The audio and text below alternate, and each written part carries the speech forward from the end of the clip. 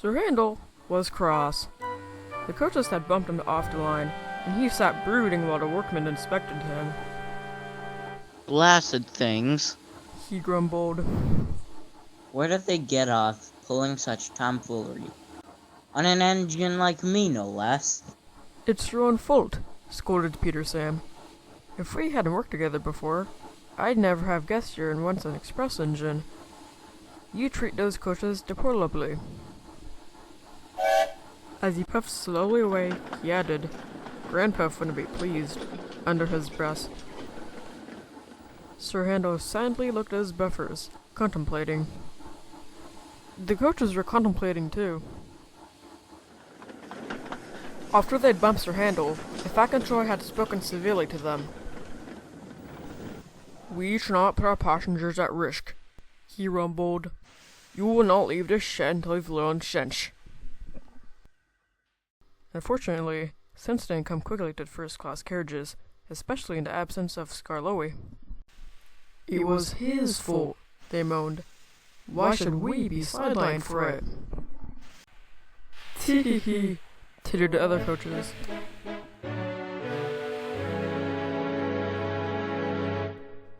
The tourist influx brought many visitors to the railway. Peter Sam became used to collecting the open coaches and trundling off to the station.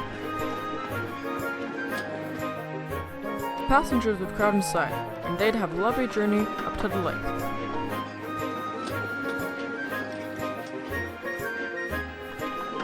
First rate, giggled the open coaches. They were often looked down upon by the other coaches, and wished on the attention they were receiving. One day, Henry arrived with the first train. Take care, youngster, he advised. Driver says there's bad weather due. I'm not falling for your tricks again, scowled Peter Sam. There's not a cloud in the sky. The sun shone brightly as they ventured up the line, but on the return journey, the sky had turned gray. Wind and rain buffeted the train, but Peter Sam pushed on.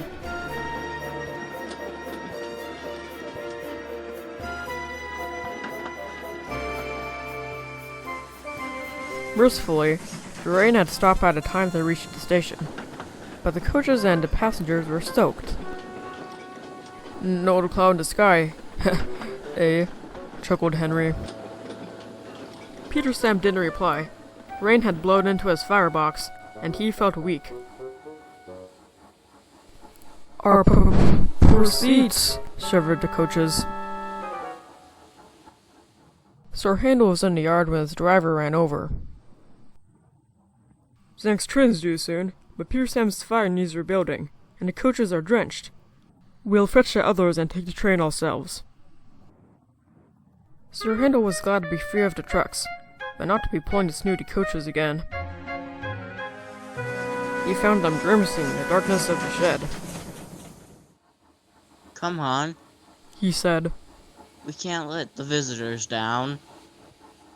We're first-class passenger carriages. Tourists belonging in those open coaches, they sniffed.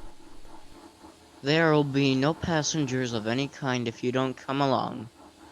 Although, if you fancy becoming beach huts or chicken coops, you're welcome to stay here. The coaches gasped. Without any further protesting, they followed Sir Handel quietly to the station.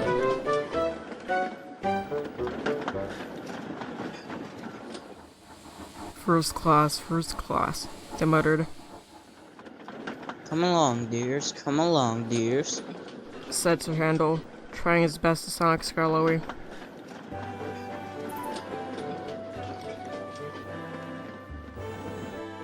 The sun parted the clouds as they ventured up the line.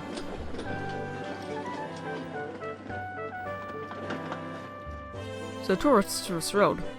Their cameras flashed, and they marveled at the beauty of the line.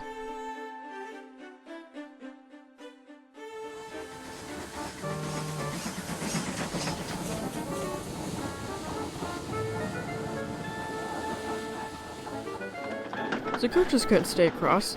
It was lovely to be out of the shed again. Sir Handel pulled them smoothly to the top station and back. Upon their return, the tourists smiled and cheered.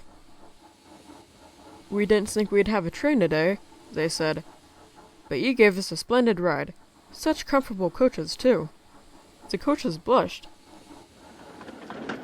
When the passengers had gone, Sir Handel pushed them back to the shed. So? He smiled. Didn't mind your temporary status as any class coaches, did you? "Not at all," they beamed. "It was a lovely journey. We're sorry we bumped you," I'm sorry too. replied Sir Handel. You're far from the cattle trucks I thought you were. Now get some rest. I'm sure we'll be out again tomorrow.